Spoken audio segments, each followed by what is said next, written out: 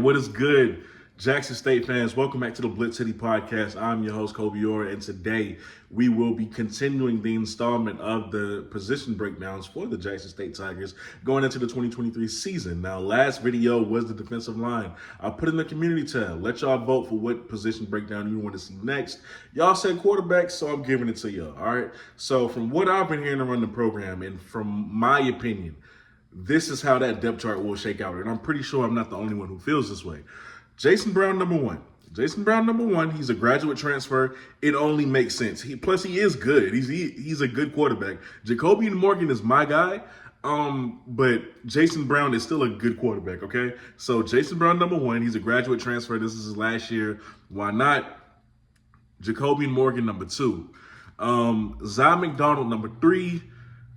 And when it comes to that fourth and fifth spot, whether you want to go Phillip Short, then Grayson Thompson, I'll go Grayson, then Phillip Short, but that's just me.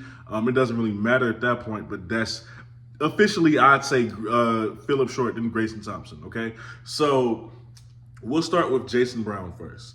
Like I said, graduate transfer, all right? He's been in college like 6 years. He has the experience. He knows what to do with the football. He knows what to do in situations, okay, when things get hectic. He's been there, done that at the FCS level and at the FBS level in the SEC, mind you, okay? So at 6'2", 230 pounds, it's a big guy. Big arm, good accuracy, okay? So there's really not much bad about Jason. He has the experience. He has the arm. Okay, he'll get that playbook down because he's been here for a minute, all right? He has the accuracy. Nothing's bad. I don't think a lot of bad is going to come from Jason Brown, period. Whether he gives you that wow factor remains to be seen. But he is a safe choice, right? Before he got to Jackson State, y'all know he started out at St. Francis at the FCS level. He was pretty good there, okay? He was a two-time preseason all-conference player. So his success at St. Francis allowed him to try his luck at the FBS level at USC. He had 4 starts with the Gamecocks, was 2-2 overall. And after that, he goes to Virginia Tech, doesn't start a game for Virginia Tech, but he appeared in 3 games where I think he was 7 for 13 and 65 yards passing, and now he's at Jackson State. So he's a safe choice. He's a good choice. Whether he gives you that wow factor or not for your offense will be seen, because me personally, I don't think the spring game is enough to really come to a conclusion about Jason Brown, but we're going to see soon enough. After that, though, Jacoby Morgan, my guy. To me, he's the best quarterback in that room. And if they were both graduate transfers, you would go Jacoby Morgan. I would go Jacoby Morgan. That's just me. All right, Jacoby Morgan, 6'4", 227 pounds. Y'all know he's coming in from Syracuse. He's a redshirt junior from Canton, Mississippi. This y'all know. You already recruited him coming out of high school before. He chose to leave home, go to Syracuse. Who wouldn't do that? Power 5. I get it. He wants to get away from home. But because, you kept that relationship with him, he came back once he hit the transfer portal. Now, he's one of the best athletes in that room. Him and Zai McDonald, this close, right? Because he can run. He can escape danger. He has the size. So you don't have to worry about injuries being a common thing with him because he's 6'4", 227 pounds. He has a big arm with the best velocity in the room. Let's be honest, okay? On top of that, he's a great athlete. So that means design runs on for the quarterback, read options. He can run it to perfection because, again, there's just not many ways that he falls off. Jacoby Morgan is that guy for me. And let's just put it all out there, right? For Syracuse, it may not have worked out for him there, but he was one of only 6 freshmen in that entire program's history to start a game as a true freshman. He is one of 6 people, 6, to have ever done that. So I'm sorry, but that says something. Then you look at Zai McDonald, coming from UL Lafayette. Zai McDonald, actually taller than y'all think, taller than I thought. Okay, I thought he was like 5'10". He's 6 foot. He's 6 foot, so he's actually bigger than what people give him credit for. 6 foot, 185 pounds. I think he's a junior. He's going into his junior year from Ridgeland, Mississippi. He only had 1 appearance for University of Lafayette. So we don't know much about what he can do in the game. And that's just the unknown part, right? But let me say this. He's the best athlete overall. He's the fastest. He's the quickest. Do not sleep on his arm because his arm is big enough. Is it where Jacobian's and Jason's is? Absolutely not. But he can get the ball there. He can get the ball there. I also, like, if, God forbid, if something happened to Jason and Jacobian, I'm fine with Zai running this offense. I'm fine. I'm fine with it because he's a great athlete.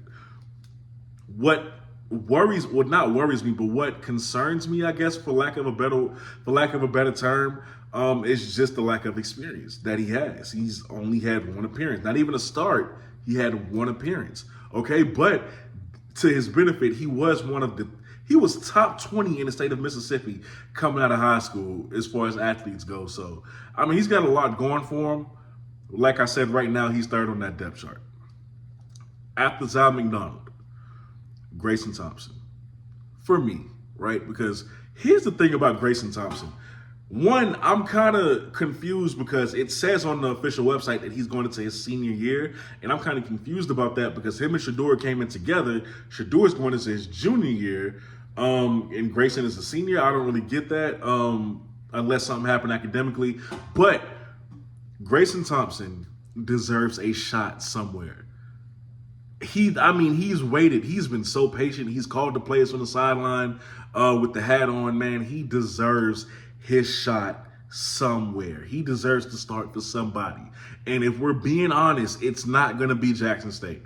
It will not be Jackson State. But Grayson Thompson is good enough to start for an FCS program, whoever that may be. And if he has an extra year of eligibility left after this year, I would hope he would go somewhere where he can get playing time, because from what we've seen in that spring game, he's come a long way.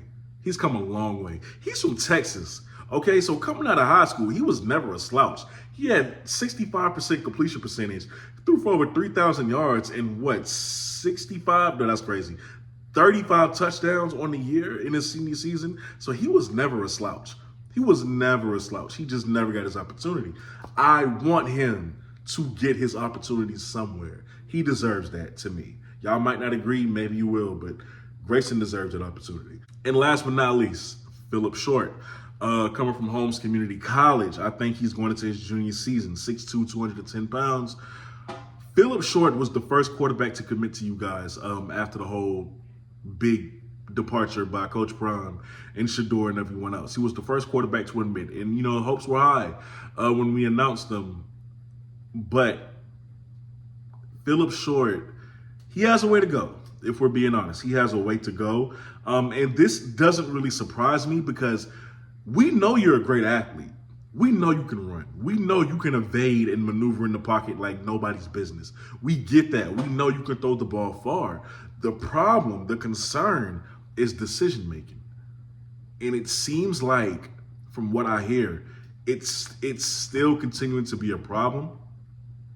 Or at least something that he's working on, which is why he's where he is on the depth chart. So Phillip Short is just gonna have to keep working.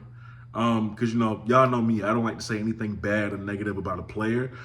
Just give fair critique and I go on. So Phillip Short has the potential. He just has to get better right now. That's why he's at the bottom. But overall, these are your quarterbacks on the official roster. Okay, so you guys let me know what you think down below in the comment section about all of these guys. How would you have the depth chart? Who would be in front of who? Who do you think should be starting in 2 weeks versus South Carolina State? But with that being said, y'all are watching the BlitzCity Podcast. If you enjoyed this video, please share it so that others may as well. Don't forget to like it as well. If you are not subscribed, please go ahead and press that button because it costs you absolutely nothing to do so. And it really helps me out, okay? So with that being said, man, y'all be safe. I'll see y'all next time. I'm out.